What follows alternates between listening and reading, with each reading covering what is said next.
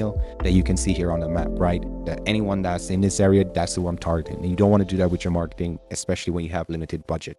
So just to get back to this, your targeting is a bit broad, so that's and are rather generic and also quite similar. So it's going to be very difficult to rank. It's going to feel very generic. You're not going to rank on a very local level or rank in neighborhoods, the areas that your customers are looking searching from. So my recommendation is to switch to localized, localized commercial intent keywords. Just basically that means creating content that's very local, that's focused on commercial keywords. Those are folks that so keywords that people are typing in when they're near or close to buying a service. So right, where they're either comparing services, that's a bit higher up, but comparing services, or they're looking for more information, but then very specific towards buying. You don't just want to target informational keywords. Sometimes we do add in those because they do help to build out your authority. The more you cover a topic, the more you cover it from like different angles, the better it's going to be. But you don't want most of your content to be informational pieces of content. You want it to be more driven towards giving them the information that they need in order to make a purchase. So be very specific. So better ideas, how Texas heat damages vehicle paint, and then you can do something like location. So in location, or why ceramic coating matters in San Antonio. Now, San Antonio, like I said, I would swap that out for, maybe a part of San Antonio. Don't know any area in San Antonio, but you get what I mean, right? So the more specific we can go with the content or the location pages, the better it's going to be. And again, there is a limit to that. You don't want to list out every single neighborhood in San Antonio and create a page for that, because then it looks like spam. Let's see. So I wouldn't even do Texas. I would probably keep it to San Antonio, or keep it more local, or tied back to San Antonio, for example. And then that would actually help you a lot with the ranking. All right, so what does that look like when it comes to, building a topical silo and building out top level pages with supporting pages? And so there's a lot that goes into content creation on the back end. Usually when a client goes to the website, they essentially just see the page that we have created, what they see on the page. But right, we need to make sure the internal linking is proper for each page, making sure that the schema is created properly, so it's easier for the Google bots, or just the search engine robots, to crawl your website or crawl each page on your website. But then also the type of keywords that we choose, very important. So as you can see here, we have this URL here. So this is going to be the top level page. One of these are going to be top level pages, and you can see, and these are going to be supporting pages. So a lot of times, depending on the internal linking that we choose, a lot of these supporting pages here are going to link back up to these top level pages to push these pages to the top of the search engine.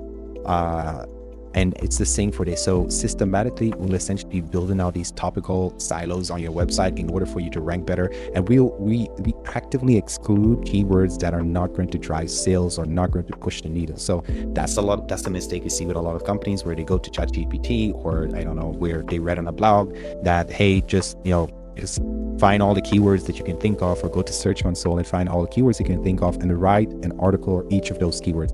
That doesn't work anymore. That used to work maybe 10 or 15 years ago, but Google is much smarter now. We need to be very scientific, I'd say at least 80% scientific with how we go about choosing our keywords, how we go about writing our articles and structuring the content on our website. So for example, with this tool here, we would typically use Surfer SEO, or there are different tools out there, but you can think of like Surfer SEO for the content writing. So that's going to be, as you can see here.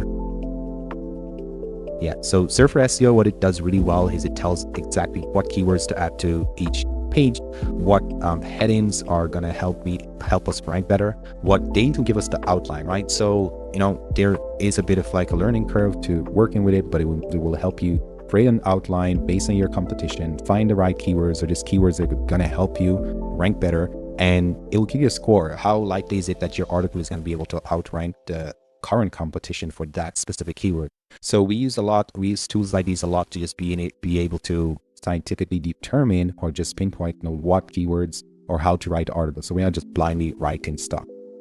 We also check the keyword score, just making sure that we don't target too difficult of keywords, right? The keywords just need to be not too easy, not too hard, right? Or maybe they're easy keywords, but if we do rank for them, we get a good return. They are money keywords, so we would still target them. And so we want to look out for the amount of clicks, search volume, and just the keyword difficulty difficulty, the impressions and whatnot. So these are all things that we'd want to like track and just make sure that we incorporate that in our overall content plan.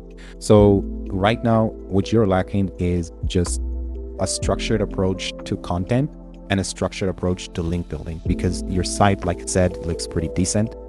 The design looks pretty good and everything, but design alone is not going to help you rank and get more leads. So just to wrap it up, right, there are other stuff that I found on the site, but I don't want to make this video too long.